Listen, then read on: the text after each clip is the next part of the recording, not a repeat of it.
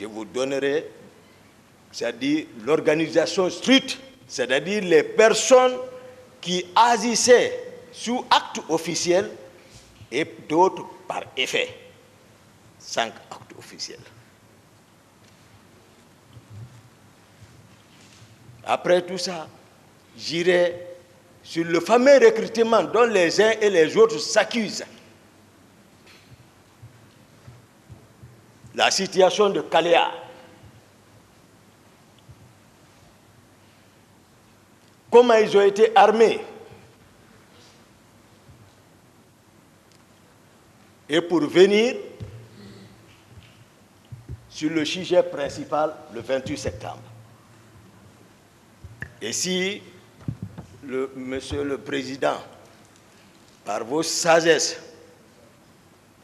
votre souci pour le rayonnement de la vérité, Messieurs les honorables assesseurs le permettent, puisque c'est un prolongement jusqu'à...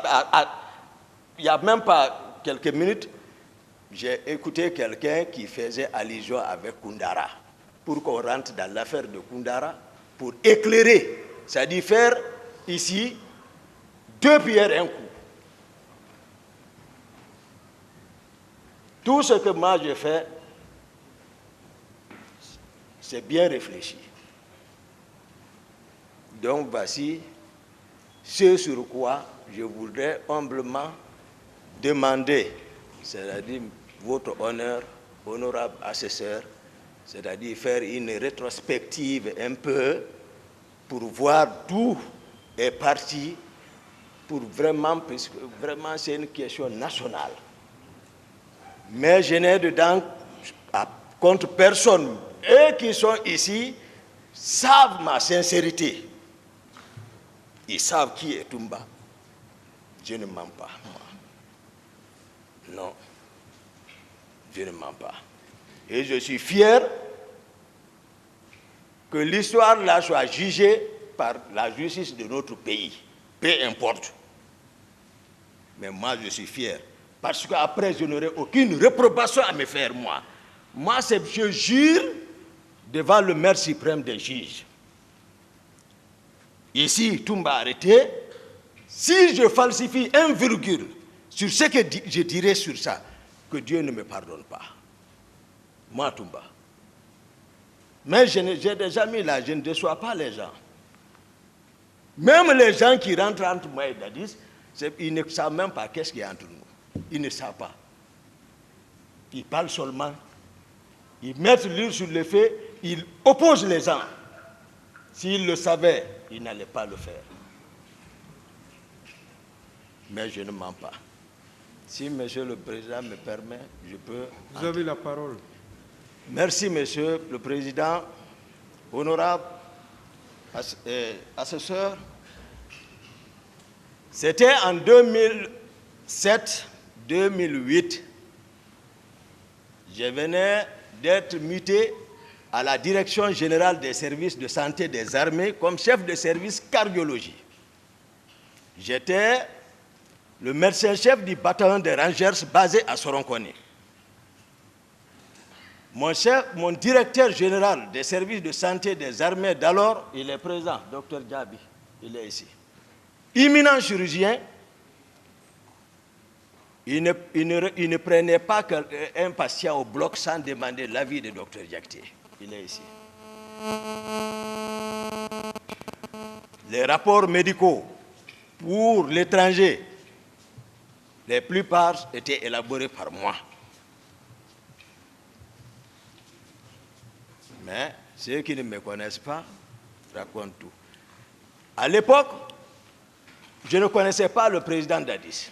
Je n'avais jamais entendu parler de lui. Sincèrement, ici, l'occasion m'est permise de le dire devant lui. Je ne l'avais jamais connu. Il était, je crois, chef de section ou divisionnaire à l'intendance générale des forces armées guinéennes. Ces jours, s'il vous plaît, qu'est-ce qui se passe?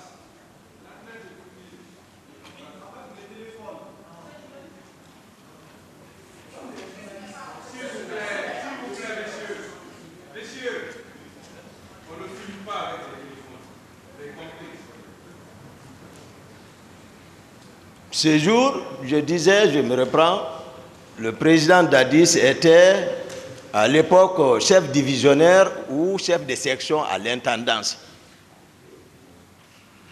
général des forces armées.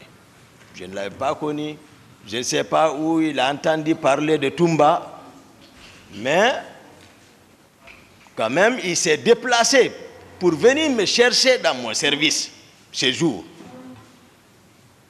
Malheureusement, il ne m'a pas trouvé. Mais il a cherché mon numéro avec les collègues médecins, ils l'ont donné. Le lendemain, je viens au service, c'est tout le monde qui me rencontre pour me dire Dadis te cherche, Dadis te cherche, Dadis te cherche. J'ai dit qui est Dadis? Il dit, tu ne le connais pas? Non. Parce qu'il est généreux. Lorsque vous rencontrez Dadis, c'est que votre problème est réglé. Donc tout le monde le connaît, quand il bouge, c'est le monde qui est derrière lui. Chacun pose ses problèmes. J'avais un stagiaire à côté de moi, un certain M. Keta, il m'a dit, grand-moi je le connais, docteur, mais ne va pas. J'étais au déjeuner, le petit déjeuner le matin, mon téléphone a sonné. Il me dit, c'est qui? J'ai dit, oui, c'est Toumba. Toumba, c'est toi? Oui. Attends, je t'envoie, où tu es? Je t'envoie quelqu'un. Il a envoyé un jeune. Lui, il est venu me trouver, on est parti à son bureau. Le monde était là-bas, on m'a annoncé seulement, il a ouvert, il a laissé tout le monde, on s'est enfermé dedans. Première rencontre avec le président Dadis. Première rencontre.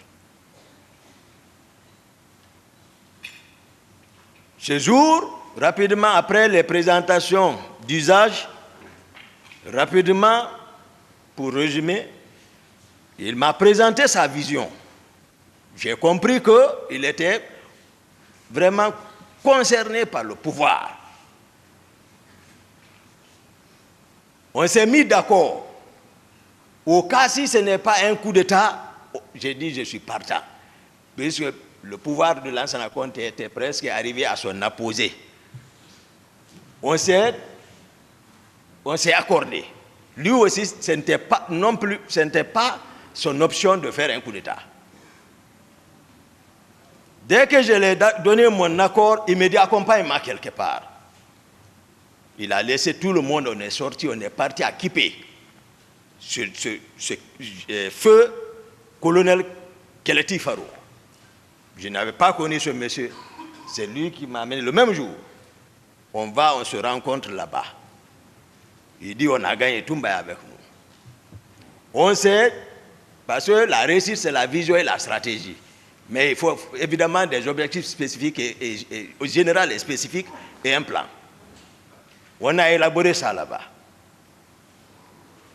Spécifique d'abord, c'était le grand Coplan qui est assis ici.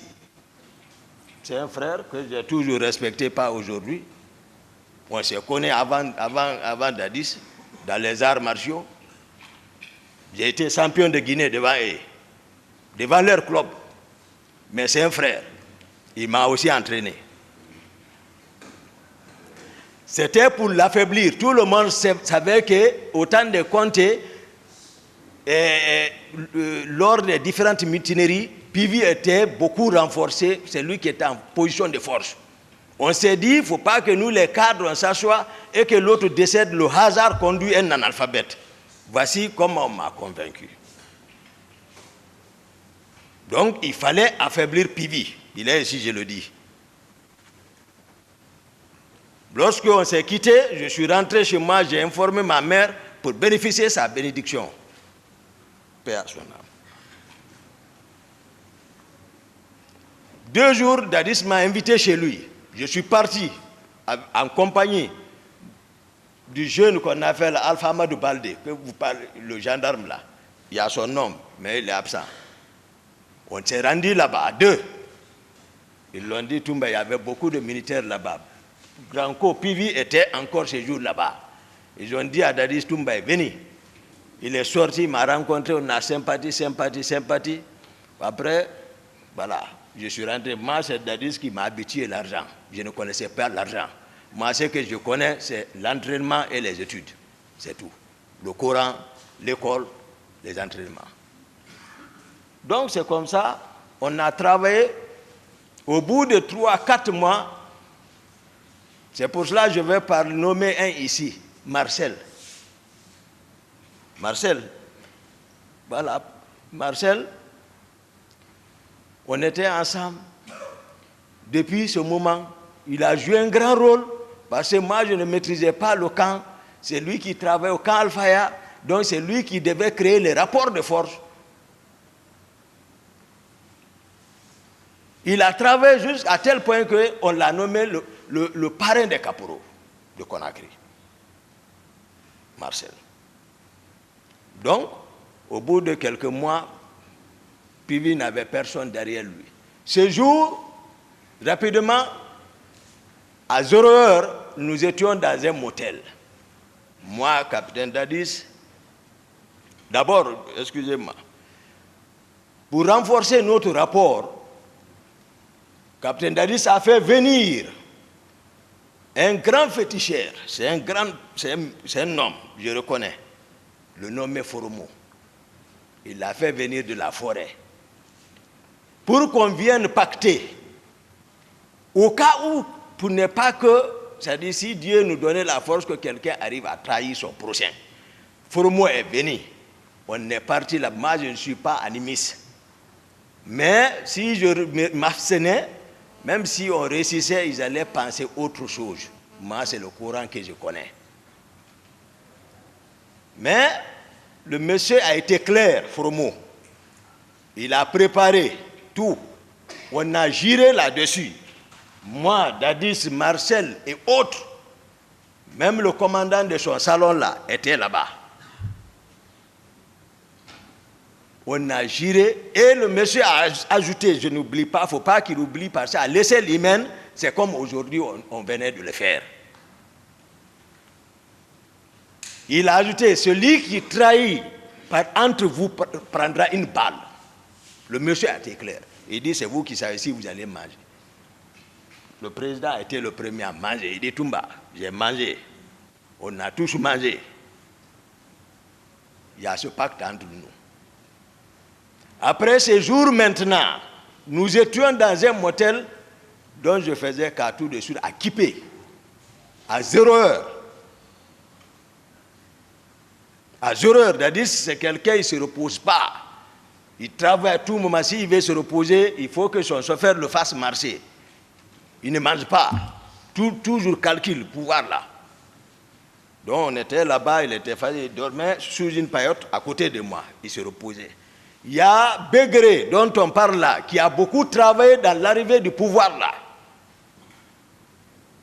Bien qu'il n'a pas de niveau, mais c'est à cause de son effort, il a bénéficié. Vous allez connaître toutes les individualités dedans. Pour vous permettre d'apprécier vraiment, afin que le ministère public puisse savoir qui doit aller à la maison, qui doit rester. Il ne faut pas qu'on s'emporte tous comme ça là. Ce que tu n'as pas fait comme ça, parce que maintenant ils se rendent compte de la chose. Maintenant ils veulent non, ça ne peut pas marcher. Begré est venu me souffler à l'oreille. Begré relevait du camp Kamaen à l'époque. Mais c'est lui qui mobilisait les hommes là-bas. Parce que voilà, sa voix passait là-bas. Pour mettre main sur le camp Kamaen, c'est Begré qui jouait ce rôle. Ils étaient 2. Mais toujours nous sommes ensemble en réunion avec Dadis. Donc ce jour, à 0 heure, Begré est venu me souffler à l'oreille. Il dit, on l'a informé que le président Conte est mort, paix à son âme. Dès qu'il m'a dit, j'ai réveillé Dadis comme ça. J'ai dit, lève-toi. J'ai réveillé, j'ai dit, ah, on m'a informé que le président est mort. J'ai dit, Serge a confirmé.